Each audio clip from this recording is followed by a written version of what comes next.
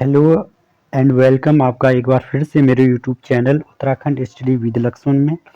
तो आज मैं आप लोगों के बीच में फिर एक नई वीडियो लेकर के आ गया हूँ और यहाँ पे जो हम देखेंगे आज प्राचीन भारत।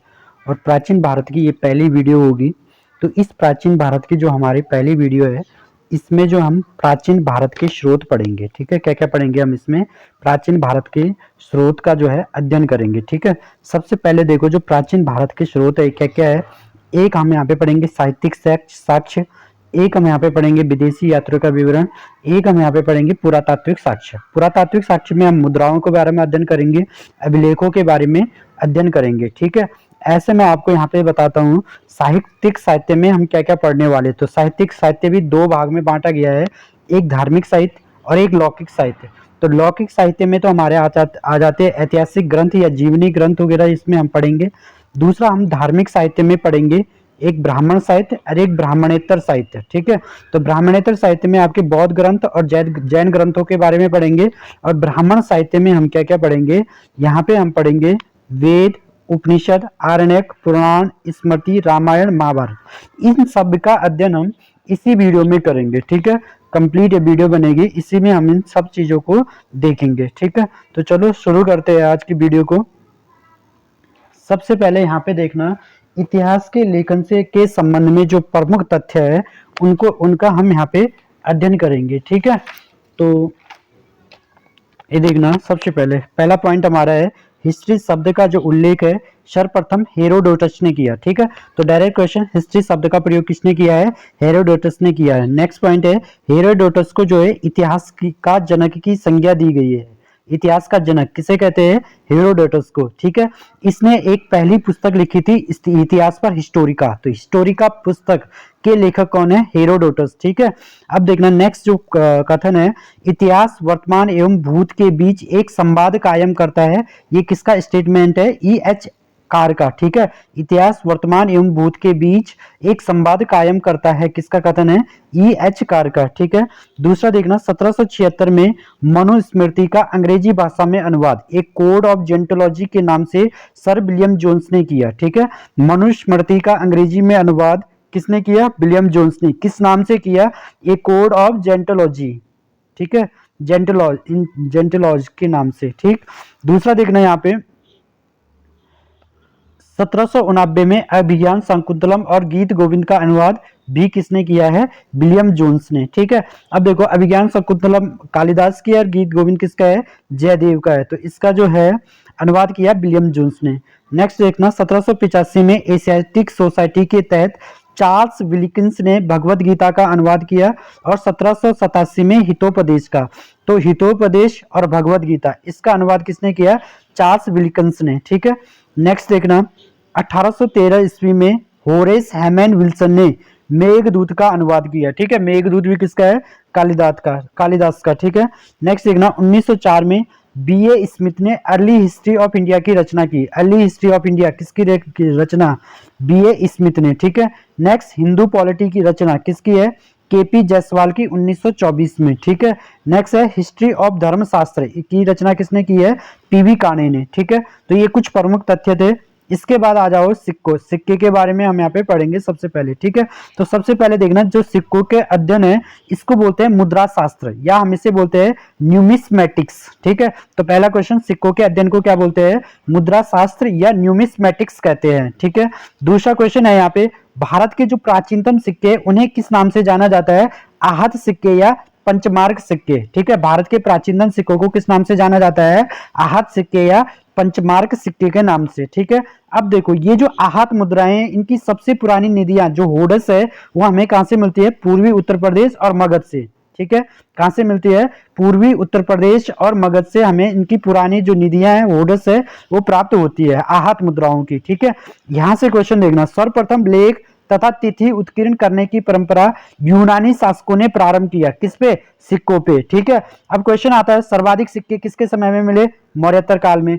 सबसे ज्यादा सोने के सिक्के किसने जारी किए? गुप्त शासकों ने। सबसे ज्यादा शुद्ध सोने के सिक्के किसने जारी किए? कुषाण शासकों ने। शीशे के सिक्के किसने जारी किए? सातवाहन शासकों ने। तांबे के सिक्के सर्वाधिक किसने जारी किए? कुषाण शासकों ने। ठीक है, तो यहां से क्वेश्चन आ जाएगा, जैसे शीशे के सिक्के किसने जारी किए? सातवाहनों ने। सर्वाधिक शुद्ध सोने के सिक्के किसने जारी किए? कुषाणों ने। ठीक है, तो इस तरह से इन फैक्ट को यहाँ पे याद रखना। ठीक है, ये तो फैक्ट ही है। ठीक, चलो नेक्स्ट है यहाँ पे अभिलेख।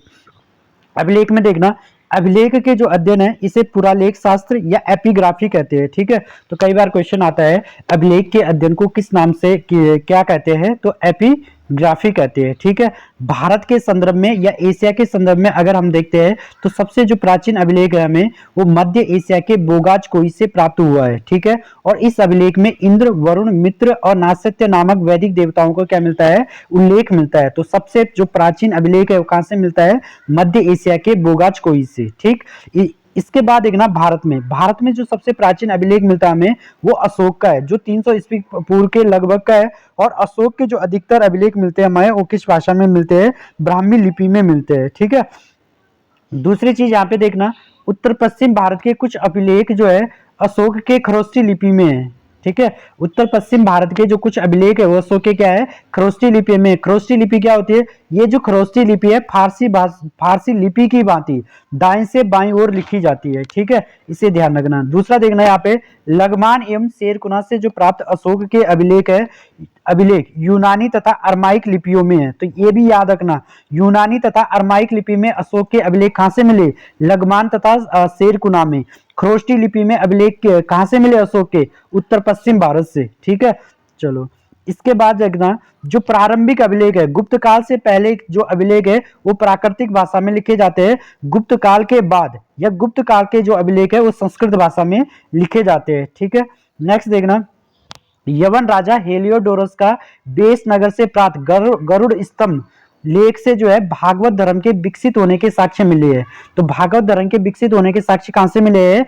हेलियोडोरस का बेस नगर से प्राप्त गरुड़ स्तंभ लेख से। ठीक है, चलो नेक्स्ट देखना, मध्य प्रदेश के एरण से प्राप्त बारह प्रतिमा पर हूणराज तोरमान के लेखों का विवरण है। जो हूण शासक था तोरमान, इसके जो लेखों का विवरण है वो कहां से मिलता है हमें? एरण से प्राप्त 12 प्रतिमा पर। ठीक है, दूसरा देखना, यहाँ पे सबसे ज्यादा जो अभिलेख मिलते हैं हमें मैसूर से मिलते हैं। ठीक है, दूसरा देखना, पर्सिपोलिस और बेस्टियन जो अभिलेखों से पता चलता है कि ईरानी सम्राट दारा ने सिंधु नदी के घाटी पर क्या है? अधिकार कर लिया था। सिंधु नदी के घाटी पे क्या है? अधिकार कर लिया था। किसने? दारा ने।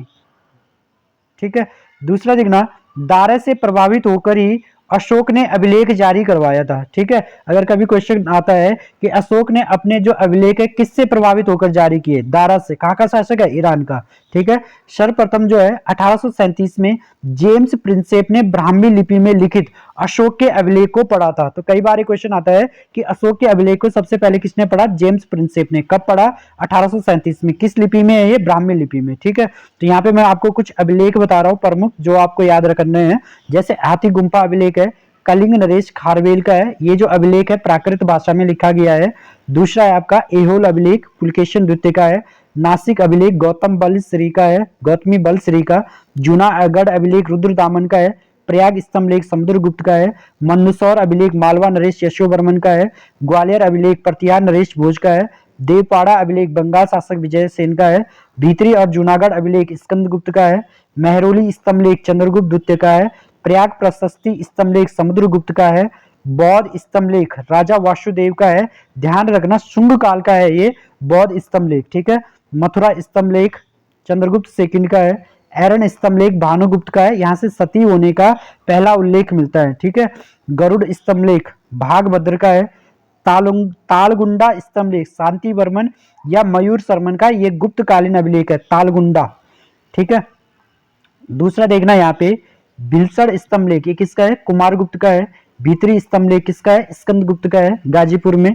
ठीक है, बिहार स्तंभलेख किसका है? स्कंदगुप्त का है पटना में। ठीक है, तालगुंडा स्तंभलेख में जो है कदम शासक मयूर वर्मन के पल्लवों के संघर्ष का उल्लेख है। ठीक है, जो कदम शासक था मयूर वर्मन का, यहाँ पे इसका पल्लवों से संघर्ष का उल्लेख मिलता है तालगुंडा स्तंभलेख से। ठीक है, भारत का जो सर्वप्रथम उल्लेख मिलता है हमें वो हाथी गुम्फा अभिलेख में मिलता है। कई बार क्वेश्चन आता भी है भारत का सर्वप्रथम उल्लेख किस अभिलेख में मिलता है? हाथी गुम्फा अभिलेख। कलिंग राजा खारवेल का ये अभिलेख था। ठीक है, इसके बाद देखना यहाँ पे मूर्तियां, जो मूर्तियों का निर्माण जो भारत में कुषाण काल से प्रारंभ होता है, ठीक है। अब यहाँ पे जो कुषाण कालीन जो गंधार कला है, इस पे विदेशी प्रभाव भी है, ठीक है। तो और जबकि जो मथुरा कला है वो पूर्णतः स्वदेशी है। तो ये क्वेश्चन भी आता है, निम्न में से कौन सी कला स्वदेशी है पूर्णतः? तो याद रखना मथुरा कला। और जो गंधार कला है इसमें क्या है, विदेशी प्रभाव दिखाई देता है, ये जो भी हम मूर्तियां वगैरह का निर्माण यहाँ पे करते हैं, ठीक है। अब आ जाना साहित्यिक स्रोत में, ठीक है। तो साहित्यिक स्रोत में हम सबसे पहले वेद पढ़ेंगे, ठीक है। अब देखो वेद के जो संलग्न करता है वो वेद व्यास है, ठीक है। आपको पता है वेद चार है, ऋग्वेद है, यजुर्वेद है, सामवेद है, अथर्ववेद है, और इन चारों वेदों को संहिता कहा जाता है, ठीक है। और इनमें से जो सबसे प्राचीन वेद है हमारा, वो कौन सा होता है? ऋग्वेद होता है। तो ऋग्वेद किसे बोलते हैं? ऋचाओं के क्रमबद्ध ज्ञान के संग्रह को ऋग्वेद कहा जाता है, ठीक है। डायरेक्ट क्वेश्चन, ऋग्वेद किसे कहते हैं? कितने मंडल है? 10 मंडल। सूक्त कितने हैं? 1028। कितने ऋचाएं? 10,462 ऋचाएं हैं इसमें, ठीक है। ऋग्वेद के ऋचाओं को पढ़ने वाला जो ऋषि है उसे क्या बोलते हैं? होत्री कहते हैं। इंपॉर्टेंट है, ठीक है। विश्वामित्र द्वारा रचित ऋग्वेद के तीसरे मंडल में सूर्य देवता सावित्री को समर्पित प्रसिद्ध गायत्री मंत्र है। तो गायत्री मंत्र ऋग्वेद के किस मंडल को समर्पित है? तीसरे मंडल में। किसको समर्पित है? सूर्य देवता सावित्री को, ठीक है। इसे याद रखना। ऋग्वेद के 9वें मंडल में किसका उल्लेख मिलता है? सोम देवता का। 8वें मंडल में हस्तलिखित ऋचाओं को खिल कहा गया है। ऋग्वेद के 8वें मंडल में हस्तलिखित ऋचाओं को क्या कहा गया है? खिल कहा गया है, ठीक है। चतुस्वर्ण समाज की जो परिकल्पना है, 4 वर्ण, यानी कि चतुस्वर्ण का मतलब 4 वर्ण जो समाज की कल्पना है, वो ऋग्वेद के 10वें मंडल में वर्णित पुरुष सूक्त में है। तो ये क्वेश्चन कई बार आता है कि चतुस्वर्ण समाज की परिकल्पना किसमें है? ऋग्वेद के 10वें मंडल में, ठीक है। जिसके अनुसार क्या होता है? ब्राह्मण, क्षत्रिय, वैश्य और शूद्र, ठीक है। ये यहाँ पे, ठीक है। दूसरी चीज यहाँ पे जो ये 4 वर्ण बनाए गए थे, ब्राह्मण, क्षत्रिय, वैश्य और शूद्र, ठीक है, ये कर्म के आधार पे इनको बनाया गया था, ठीक है, न कि जाति के आधार पर, ठीक। दूसरा यहाँ पे ऋग्वेद में कई परिच्छेदों में जो है अधन्य शब्द का प्रयोग होता है, और ये जो अधन्य शब्द का यहाँ पे प्रयोग होता है वो गाय से संबंधित है, गाय के लिए होता है, ठीक है। ऋग्वेद में इंद्र के लिए 250, अग्नि के लिए 200 ऋचाओं की रचना की गई है, ठीक है। ऋग्वेद में जो है पहला और 10वां मंडल सबसे अंत में जोड़ा गया। इंपॉर्टेंट है, ऋग्वेद में सबसे पहले और सबसे अंत में कौन कौन से मंडल जोड़े गए? 10 मंडल है, तो पहला और 10वां मंडल, ठीक है। ऋग्वेद के जो है 2 ब्राह्मण ग्रंथ है, एक ऐत्रेयी और एक कौस्तुकी ब्राह्मण ग्रंथ, ठीक है। चलो, इसके बाद जो नेक्स्ट वेद है वो है आपका यजुर्वेद, ठीक है। कौन सा है? यजुर्वेद, ठीक है। तो यजुर्वेद का जो मतलब होता है, यजु का अर्थ है यज्ञ, इसमें यज्ञ के नियम, विधि विधानों का संकलन मिलता है, ठीक है। यजुर्वेद के मंत्रों का उच्चारण करने वाले को अध्वर्यु कहलाता है। ये इंपॉर्टेंट पॉइंट है कि यजुर्वेद के जो मंत्रों का उच्चारण करते हैं उसे क्या बोलते हैं? अध्वर्यु, यानी कि जो पुरोहित होता है, ठीक है। यजुर्वेद के भी 2 भाग है, एक शुक्ल यजुर्वेद है और एक क्या है? कृष्ण यजुर्वेद है। शुक्ल यजुर्वेद को वाजसनेयी संहिता के नाम से भी जाना जाता है, ठीक है। शुक्ल यजुर्वेद को किस नाम से जाना जाता है? वाजसनेयी संहिता के नाम से भी जाना जाता है, ठीक है। जो यजुर्वेद है ये गद्य और पद्य दोनों में लिखा गया है। इसमें बलिदान विधि का भी वर्णन मिलता है यजुर्वेद में। यजुर्वेद के जो ब्राह्मण ग्रंथ है शतपथ एवं तैत्तिरीय ब्राह्मण, यजुर्वेद के ब्राह्मण ग्रंथ, ठीक है। इसके बाद देखना सामवेद। सामवेद, साम का अर्थ है गान, इसमें मुख्यतः यज्ञों के अवसर पर गाए जाने वाले मंत्रों का संग्रह है। किसमें? सामवेद में। तो इसे भारतीय संगीत का मूल कहा जाता है। किसको? सामवेद को, ठीक है। सामवेद में मुख्यतः सूर्य की स्तुति के मंत्र है। सामवेद के मंत्रों को गाने वाले को उद्गाता कहते हैं। सामवेद का जो ब्राह्मण ग्रंथ है पंचविश ब्राह्मण ग्रंथ, और इस पंचविश ब्राह्मण ग्रंथ को ही क्या बोलते हैं? तांडव ब्राह्मण भी कहते हैं, ठीक है। सामवेद का जो प्रमुख उपनिषद है छांदोग्य तथा जैमिनीय उपनिषद है। सामवेद के प्रमुख उपनिषद है छांदोग्य तथा जैमिनीय उपनिषद है, ठीक है। इसके बाद है अथर्ववेद। अथर्ववेद, इसकी रचना सबसे अंत में हुई है। अथर्ववेद को ब्रह्मवेद भी कहा गया है। कई बार क्वेश्चन आता है ब्रह्मवेद किस वेद को कहा गया है? अथर्ववेद को, ठीक है। अथर्ववेद में परीक्षित को जो है कुरुओं का राजा कहा गया। परीक्षित को कुरुओं का राजा किसमें कहा गया? अथर्ववेद में। क्या क्या मिलता है अथर्ववेद में? ब्रह्म ज्ञान, धार्मिक सामंजस्य, औषधि प्रयोग, रोग निवारण, जादू टोना, मंत्र आदि अनेक विषयों का इसमें क्या मिलता है? वर्णन मिलता है। कई बार क्वेश्चन आता है जादू टोना या मंत्र वगैरह का वर्णन किस वेद में? अथर्ववेद में। औषधि शब्द का उल्लेख सर्वप्रथम किस वेद में किया गया है? अथर्ववेद में किया गया है, ठीक है। अथर्ववेद का एकमात्र ब्राह्मण ग्रंथ है गोपथ, ठीक है। औषधि का उल्लेख सर्वप्रथम अथर्ववेद में मिलता है। पृथ्वी सूक्त अथर्ववेद का प्रतिनिधि सूक्त माना जाता है। तो अथर्ववेद का प्रतिनिधि सूक्त किसे माना जाता है? पृथ्वी सूक्त को। ठीक है। दूसरा, इसमें सभा और समिति को प्रजापति की दो पुत्रियां कहा गया है। इसमें सभा और समिति को प्रजापति की दो पुत्रियां कहा गया है। किसमें? अथर्ववेद में। क्वेश्चन आया भी था ईओ में कि सभा समिति का संबंध किस वेद से है? तो अथर्ववेद से। ठीक है। अथर्ववेद की जो शाखाएं है वो कौन कौन सी है? शौनक और पैपलाद। क्वेश्चन आएगा अथर्ववेद की शाखाएं कौन कौन सी है? शौनक और पैपलाद है। ठीक है। इसके बाद देखना यहाँ पे वेद त्रय, कई का और क्वेश्चन आता है, निम्न में से कौन सा वेद वेद त्रय के अंतर्गत नहीं आता है? तो ऋग्वेद, यजुर्वेद और सामवेद, ये तीन वेद आते हैं हमारे, इन्हीं को वेद त्रयी कहते हैं सम्मिलित रूप से। ठीक है। अथर्ववेद नहीं आता है इसमें। ठीक। अब देखो यहाँ पे मैंने आपको वेद बता दिए, ऋग्वेद है, यजुर्वेद है, सामवेद है, एक अथर्ववेद है। ऐसे उपवेद भी हमारे कितने हैं? चार। एक आयुर्वेद, एक धनुर्वेद, एक गंधर्ववेद, एक शिल्पवेद। ठीक है।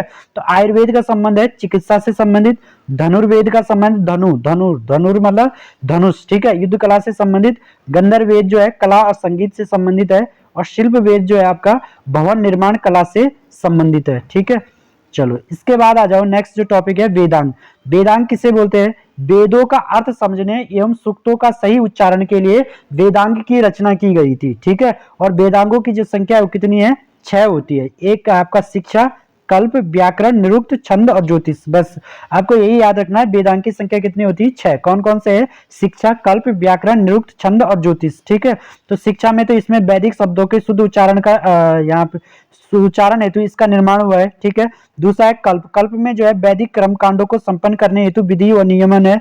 तीसरा है व्याकरण। इसमें व्याकरण के नियम है, जैसे धातुओं की रचना, उपसर्ग प्रत्यय के प्रयोग हेतु नियम, ये सब है। निरुक्त में क्या है? शब्द की व्युत्पत्ति हेतु नियम। यह भाषा शास्त्र का पहला ग्रंथ माना जाता है। तो कभी क्वेश्चन आएगा भाषा शास्त्र का पहला ग्रंथ किसे माना जाता है? निरुक्त को माना जाता है। तो यास्क ने निरुक्त की रचना की है। निरुक्त की रचना किसने की है? यास्क ने। इसके अलावा छंद है, इसके अलावा ज्योतिष। ठीक है। ज्योतिष के जो प्रसिद्ध आचार्य थे वो कौन थे? लगध मुनि थे। कौन थे? लगध मुनि थे। ठीक है। चलो इसके बाद आ जाओ आरण्यक। आरण्यक ये जो है ब्राह्मण ग्रंथ का अंतिम भाग है। कभी क्वेश्चन आएगा ब्राह्मण ग्रंथ का अंतिम भाग कौन सा है? आरण्यक है, जिसमें दार्शनिक एवं रहस्यात्मक विषयों का वर्णन किया गया है। जंगल में बड़े पड़े जाने के कारण इसे आरण्यक कहा जाता है। और जो आरण्यक है कुल कितने हैं? 7 है। ठीक है। तो 7 इनकी संख्या है। ऐत्रेय, संख्यायन, तैत्रीय, मैत्रेय, माध्यनंदिन, तलवकर, छांदोग्य, ये इनकी 7 क्या है? संख्या है। ठीक है। इसके बाद आना उपनिषद। उपनिषद किसे बोलते हैं? उप का अर्थ है समीप और निषद का अर्थ है बैठना। ठीक है। अर्थात जिस रहस्य विद्या का ज्ञान गुरु के समीप बैठकर प्राप्त किया जाता है उसे क्या बोलते हैं? उपनिषद बोलते हैं। ठीक है। दूसरा यहाँ पे देखना, वैदिक साहित्य के अंतिम भाग होने के कारण इन्हें वेदांत भी कहा जाता है। तो क्वेश्चन आएगा वेदांत किसे कहते हैं? उपनिषद को। ठीक है। दूसरा देखना, उपनिषद की जो रचना है उत्तर वैदिक काल में हुई। कब हुई? उत्तर वैदिक काल में। उपनिषदों की कुल संख्या 108 है। प्रमाणिक उपनिषद कितने हैं? 12 है। ठीक है। दूसरा देखना, जवालो उपनिषद में 4 आश्रमों का उल्लेख मिलता है। जवालो उपनिषद में कितने आश्रमों का उल्लेख मिलता है? 4 आश्रमों का। ठीक है। दूसरा यहाँ पे देखना, स्त्री की जो सर्वाधिक गिरी हुई स्थिति है वो कहां से प्राप्त होती है? मैत्रेयनी संहिता से प्राप्त होती है। ठीक है। दूसरा पॉइंट है, शतपथ ब्राह्मण में स्त्री को पुरुष की अर्धांगिनी कहा गया है। तो कई बार क्वेश्चन आ जाता है कि स्त्री को पुरुष की अर्धांगिनी किसमें कहा गया है? शतपथ ब्राह्मण में। ठीक है।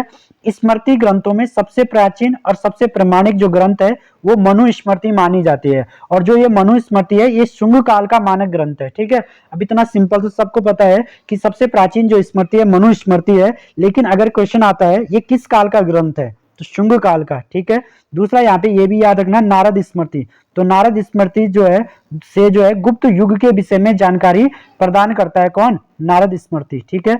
अब आ जाओ महाकाव्य में। महाकाव्य वैदिक साहित्य के बाद भारतीय साहित्य में रामायण और महाभारत नामक 2 महाकाव्यों का जिक्र आता है। ठीक है। तो महाकाव्य कितने हैं? 2। कौन कौन से? रामायण और महाभारत। ठीक है। महाभारत की रचना वेदव्यास ने की थी और इसमें जो श्लोकों की संख्या वर्तमान में कितनी हो गई है? 24,000। ठीक है। इस मूल मूल जो महाभारत है उसमें कम थे, बाद में ये 24,000 हो गए थे। ठीक है, अब जो महाभारत है इसका पुराना नाम जय संहिता है। इसे सत शास्त्री संहिता भी कहा जाता है, किसको?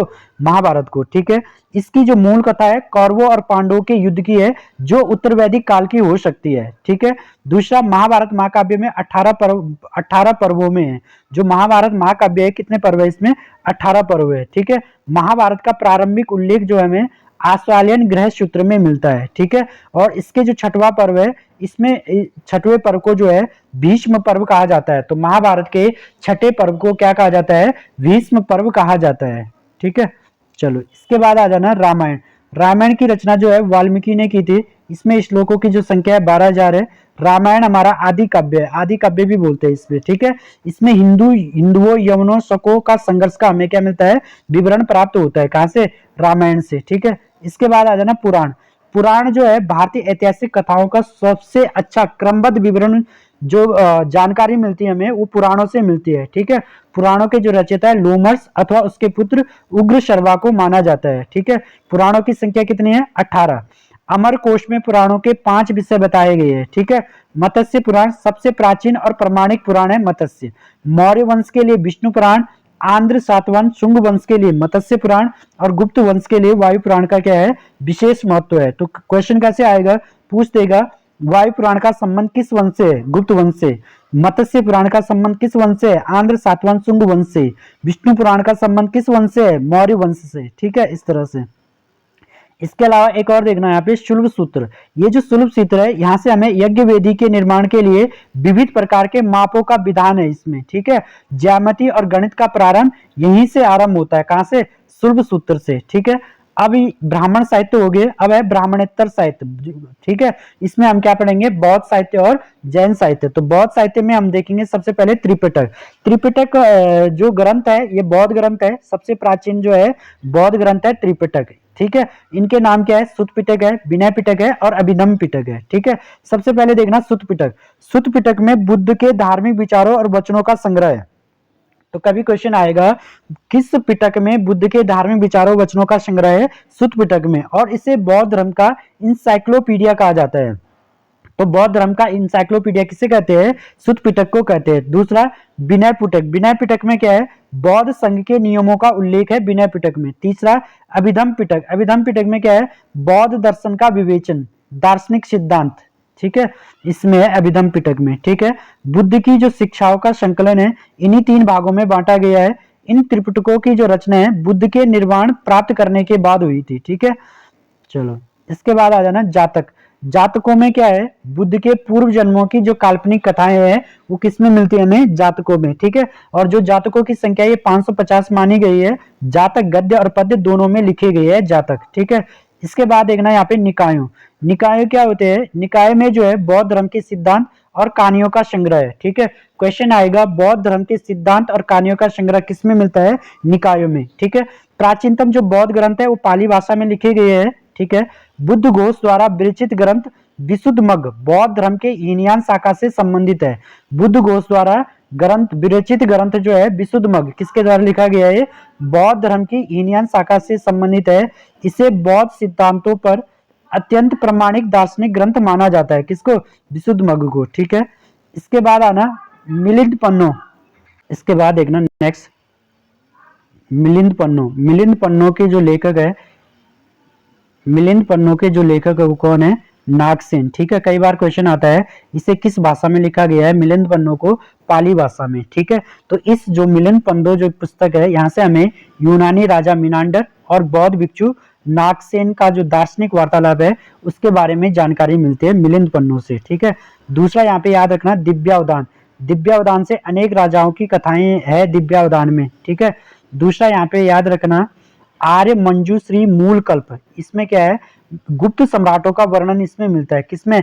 आर्य मंजूश्री मूल कल्प में। ठीक है, अंगुत्तर निकाय बौद्ध धर्म का ग्रंथ है। इससे हमें 16 महाजनपदों का वर्णन मिलता है बौद्ध ग्रंथ में। ठीक है, इसके बाद देखना महावस्तु एवं ललित विस्तार। ये भी बौद्ध ग्रंथ है लेकिन संस्कृत में लिखे गए हैं, ये ध्यान रखना। ठीक है, और इनमें जो है बुद्ध के जीवन वृत्त का चित्रण है। किसमें? महावस्तु एवं ललित विस्तार में। ठीक है, इसके बाद देखना यहाँ पे बुद्ध चरित्र, सौदरानंद, सारीपुत्र प्रकरण, ये जो रचनाएं हैं ये अश्वघोष की है और ये सारी किस भाषा में लिखी गई है? संस्कृत भाषा में। ठीक है, इसके बाद आ जाओ जैन साहित्य। जैन साहित्य को जो है आगम कहा जाता है। जैन ग्रंथों की रचना प्राकृत भाषा में है। जैन ग्रंथों में सबसे महत्वपूर्ण जो ग्रंथ है वो है परिशिष्ट पर्व। इसकी रचना किसने की है? हेमचंद कृत ने। ठीक है, जैन ग्रंथों का जो संकलन है अंतिम रूप से 6ठी सदी में गुजरात के वल्लभी नगर में हुआ। ठीक है, तो क्वेश्चन आएगा जैन ग्रंथों का संकलन अंतिम रूप से कहां पे हुआ? गुजरात के वल्लभी नगर में। ठीक है, इसके बाद आ जाना नेक्स्ट में आचरांग सूत्र। इसमें क्या है? जैन भिक्षुओं के आचार और नियमों का उल्लेख है आचरण सूत्र में। ठीक है, नेक्स्ट है भगवती सूत्र। भगवती सूत्र में महावीर के जीवन के बारे में तथा 16 महाजनपदों के बारे में।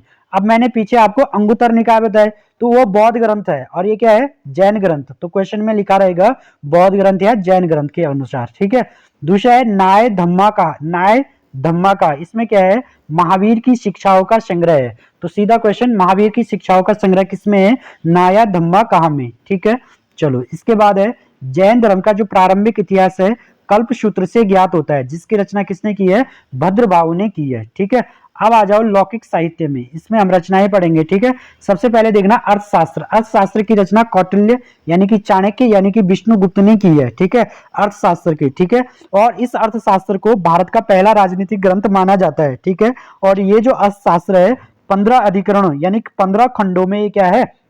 विभक्त है। ठीक है, इसका सेकंड और थर्ड जो पार्ट है वो सबसे प्राचीन माना जाता है, सेकंड और थर्ड पार्ट अर्थशास्त्र का। ठीक है, इसके बाद एक ना मुद्रा राक्षस। मुद्रा राक्षस के लेखक कौन है? विशाखा दत्त। ठीक है, नेक्स्ट है कथा सरित सागर। सोमदेव। व्रत कथा मंजरी क्षेमेंद्र की है। महाभाष्य पतंजलि की है। मालविका अग्निमित्र कालिदास की है। तो इसमें जो है शुंग काल के इतिहास के बारे में मालविका अग्निमित्र में। ठीक है, नेक्स्ट है मृक्ष कटिकम शूद्रक की है। नीतिसार कामंदक की है। नेक्स्ट है राजतरंगिणी। राजतरंगिणी के लेखक कौन है? कल्हण है। ठीक है, तो इसमें कश्मीर के इतिहास हमें पता चलता है इसमें। ठीक है, कश्मीर के इतिहास के बारे में।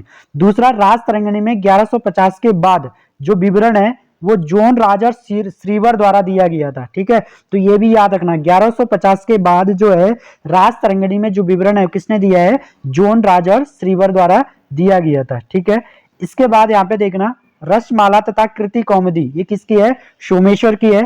प्रबंध चिंतामणि किसकी है? मेरुतंग कृत की है। प्रबंध कोश किसका है? राजशेखर का है। ठीक है, और ये जो तीनों ग्रंथ है इन ग्रंथों से गुजरात के जो चालुक्य वंश का इतिहास के बारे में हमें जानकारी मिलती है। ठीक है, इसके बाद यहाँ पे एक और चीज याद रखना, प्रबंध चिंतामणि को अर्थशास्त्र का टीका कहते हैं। कभी क्वेश्चन आएगा अर्थशास्त्र का टीका किसे कहते हैं? प्रबंध चिंतामणि को। ठीक है, नेक्स्ट देखना गार्गी संहिता।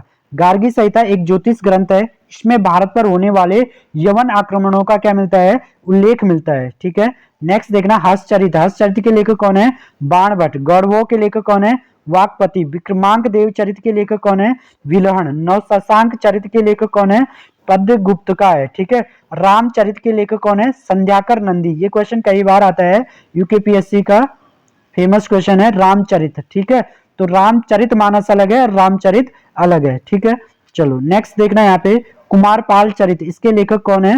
हेमचंद्र। ठीक है, अब नेक्स्ट पॉइंट देखना दक्षिण भारत का जो प्रारंभिक इतिहास है वो संगम साहित्य से ज्ञात होता है। तो डायरेक्ट क्वेश्चन आएगा दक्षिण भारत का प्रारंभिक इतिहास कहां से प्राप्त होता है? संगम साहित्य से। ठीक है, नेक्स्ट देखना चचनामा। चचनामा के लेखक कौन है?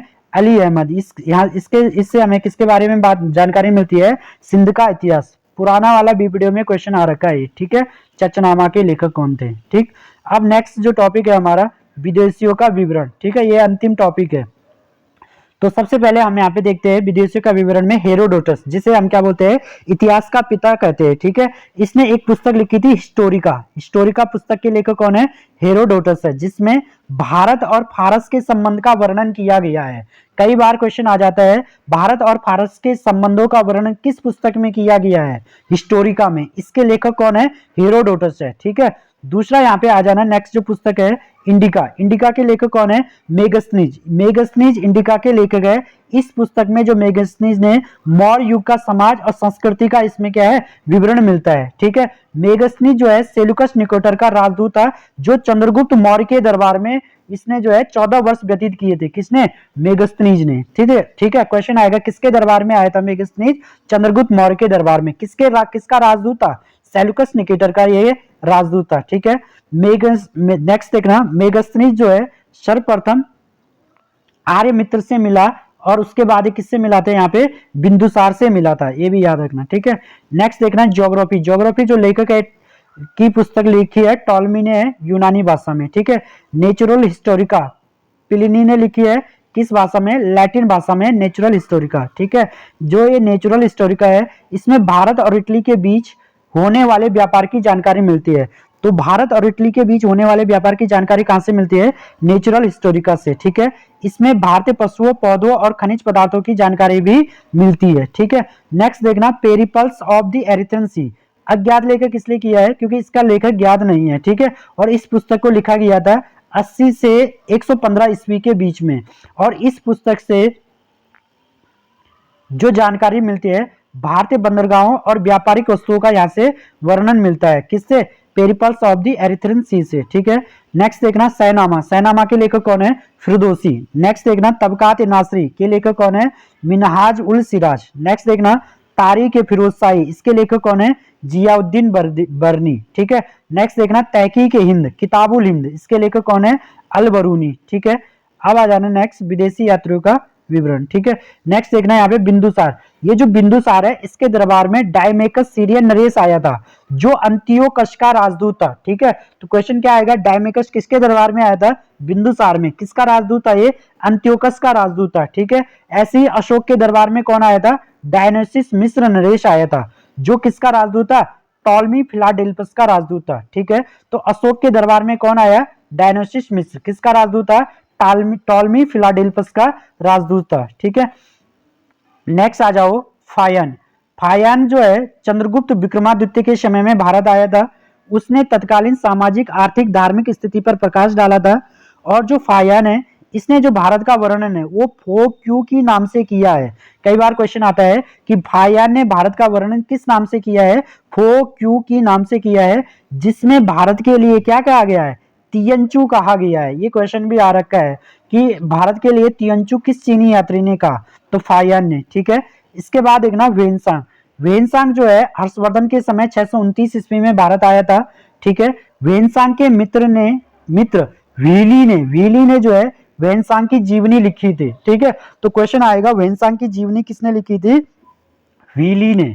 ठीक, नेक्स्ट देखना यहाँ पे वेनसांग की जो भारत यात्रा का वृतांत है वो सीयू की नाम से मिलता है। फायान का हमने देखा फो क्यू की नाम से और वेनसांग का सीयू की नाम से मिलता है, जिसमें 138 देशों का क्या है विवरण मिलता है। ठीक है, और जिसमें भारत के लिए क्या बोला गया? इंतु बोला गया है। तो वेनसांग का जो विवरण मिलता है उसमें भारत के लिए इंतु बोला गया है, जबकि फायान के उसमें क्या बोला गया? तियंचू बोला गया है। ठीक है, तो दोनों चीजें याद रखनी। इसके बाद एक ना वेनसांग के जो उपनाम है साक्य मुनि, नीति का पंडित से बोलते हैं। और वेनसांग ने जो है हर्षवर्धन